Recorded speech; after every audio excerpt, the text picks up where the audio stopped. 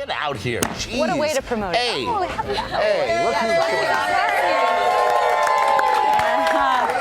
Hello. Thank you. Okay, so just so we're clear, 9 a.m. means 9 a.m. in TV.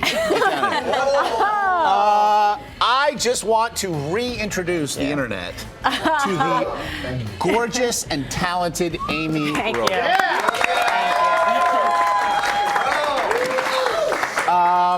you. So anything new? Anything new for you?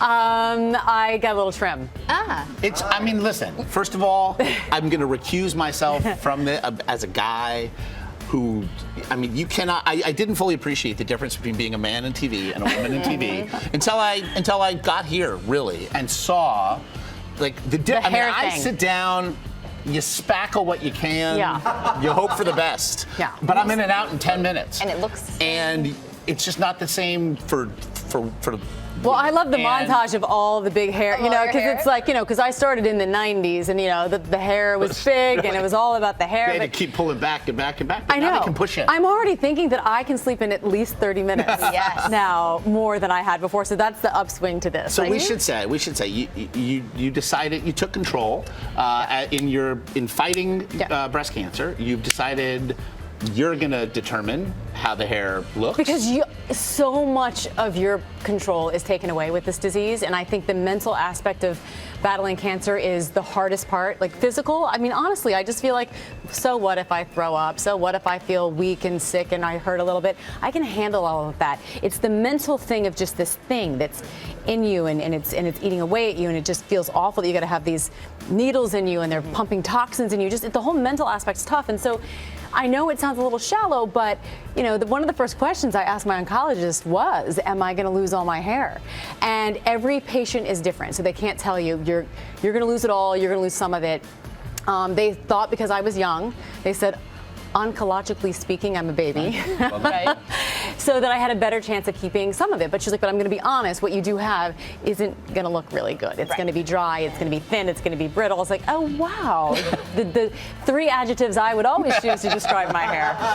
And so then, like, after round 2, I started to see more and more falling out. And it's just a slow process. Your hair grows in cycles. And I just thought, this is so excruciating. And then you're waiting, what's it going to look like? How much is going to fall out tomorrow?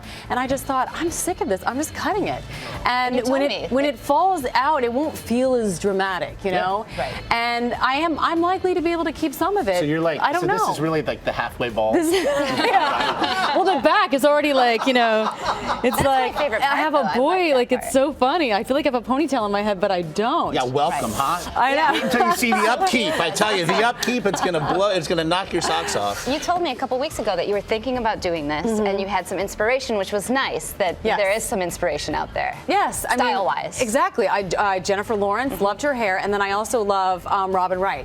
So when I went, I said, can I have a cross between J-Law and Robin Wright? And so that's what we did. It is, and it looks so good. It's freeing, actually, and it really is, like I said, I got emotional, but it's like, anytime I've actually covered people getting their haircuts coming out of cults, FLDS, the first thing they did was cut their hair because it was such a symbol of their imprisonment in a way.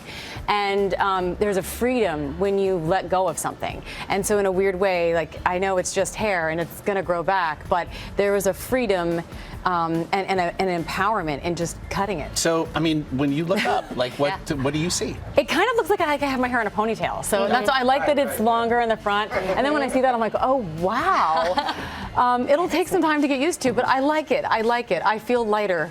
I feel freer. Literally and figuratively. Yeah, no. I'm going to get on the scale because I bet I just lost at least a pound. You're right. Again, just as a colleague and a friend, you look great. Thank you. And Thank you. I just want you feeling good every day. And I'm not being schmaltzy by saying this because I can't say enough. Like every day I walk into my office and there are letters and letters and I read every one of them and I get emotional because I can't believe, and you see the number, 2.8 million women living with breast cancer right now. People who write me, my sister, my wife, my daughter, my mother, or me, and they're all, you know, in this fight at different stages. And I just felt like I wanted to let people know the way they've let me know that you're not alone. That there are so many of us out there fighting this disease, and we're winning. And I just want to let everyone know that's part of why I did it on camera too, because I just wanted people to feel like, oh my God, I'm in the same exact position. And it just feels good to know that you're not by yourself. It's an incredible public service that you're doing. And it helps me too, though. I was in California. You were here anchoring with David, and I can tell every single day. And listen, however, unfortunately, everybody here at this show, the crew, everybody, we have some muscle memory of what it's like to walk this walk with our colleagues.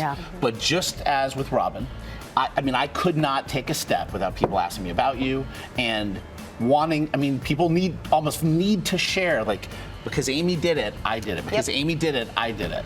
And even on a personal level, I have to say, it thing. made me so much more aware because you didn't have a history, because I think a lot like you. We have a similar... I feel like I'm healthy. I feel like I do the right thing. And having a talk with you, watching what you've done on air, makes me so much more vigilant and much more aware. Because I wasn't. And that's, you said, age doesn't matter, your background doesn't matter, nothing matters. Everybody has to be vigilant. checking.